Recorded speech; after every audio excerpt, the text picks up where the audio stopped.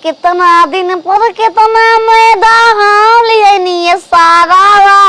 बड़े बड़े पीस काट के मछली छने गुगे सारा बड़े बड़े पीस काट के रारो भतर कटनो गई बारी मुसमतिया के बियाह में जा रारो जा बोलाएम थोड़े खा जा खोजली खा तरी ओसे तो हम बमला मिल के दम तहलका मचा देबे के आज एगो बमला ली कोई हम ले बमला ली आ कोई नो धो देबे के त बिलइयो खा जाई ए बामल थोरिया लेके आवा छाने लावा ओ होता होता आ मायरा मायरा माई छोड़ दे का हाथे में घुस गइल तेरे मेरे तैया देखो मुरी कितना चोख बा हमरे लेखा बारू सुंघर तारा के तो हम ही खाई बामर बामर पानी लेके आवा एक नंबर के पीस कतवई ले बैनी खालो मोचोरी बरम जीवो नहीं ले बैनी एक नंबर के पीस कतवई रे बैनी खालो मोच देखे आओ ना पानी काहे के मंगलू हेमा बाबा हम पानी ले आवो काम बा खाली ले खाली लिया कटल बारे ले इधर थरियावा ले आवो है मछली बनाओ तो ही पीस कते कते दू आदमी बन तो ढेर का होई तरी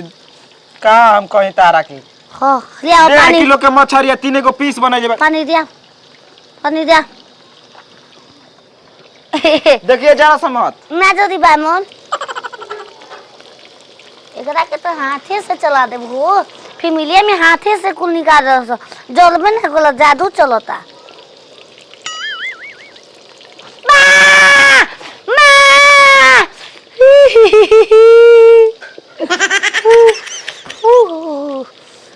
माई कोनो बात नहीं खे जल्दी हो जा जल्दी खाएंगे अरे मछली भात खाएंगे जिंदगी संग ही बिताएंगे ठीक है जरा वाला रात रे माँ के बरसात रे काट लो कुकुर सारा हरा और खूब ठीक है कुकुर काट ले रहा है अरे गम केला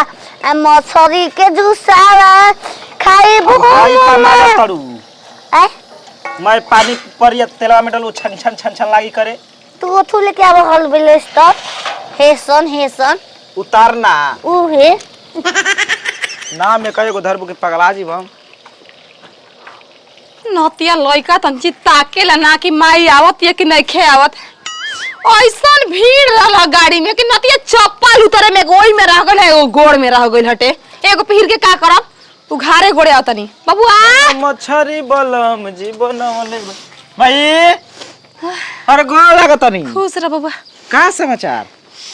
बड़ा सुघर गम कता का बनैले बाले खाए खातिर रे मछरी बनता आय मछरी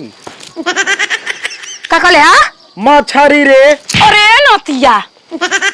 कोह के गोर नहीं हरना रे कि सारा महीना पंडित जी कहबे कि मछली घरे नहीं खे बनावे के नहीं खे खाए के तो खइला बिना मरल जाओ पंडित जी ओकर बारे के लेकर के मुआ दिया खइला बिना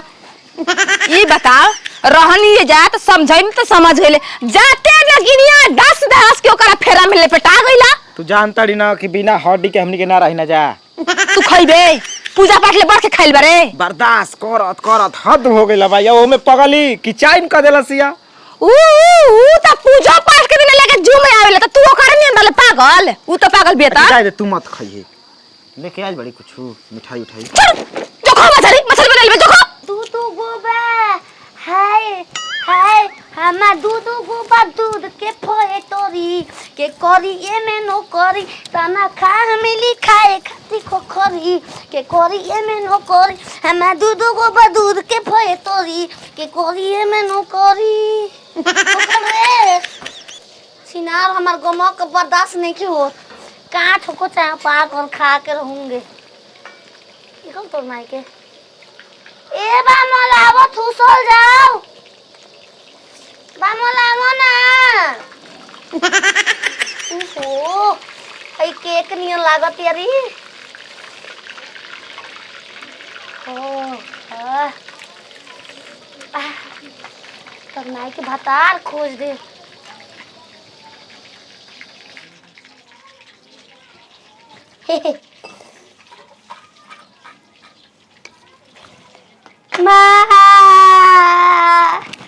कितना सुगर लग रही कतले रही तो जो वाला नहीं पिया होगा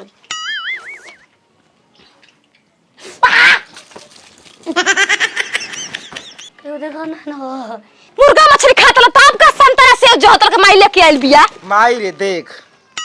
सब माई चाहेली सके हमार बेटा पतो सुखी संपत्ति हां त सुखिए खाती पंडित जी कहना कि 6 महीना मत बनवई ह मलकाइन अपना घरे सुखी संपत्ति तार बाल बच्चा रही कह देला एक बेर जय गुरुदेव हो जाई जा हो जा क्या मना करबा जीभ माने के हो जीबा मेहर लुरगर बिया हो जीबा हैं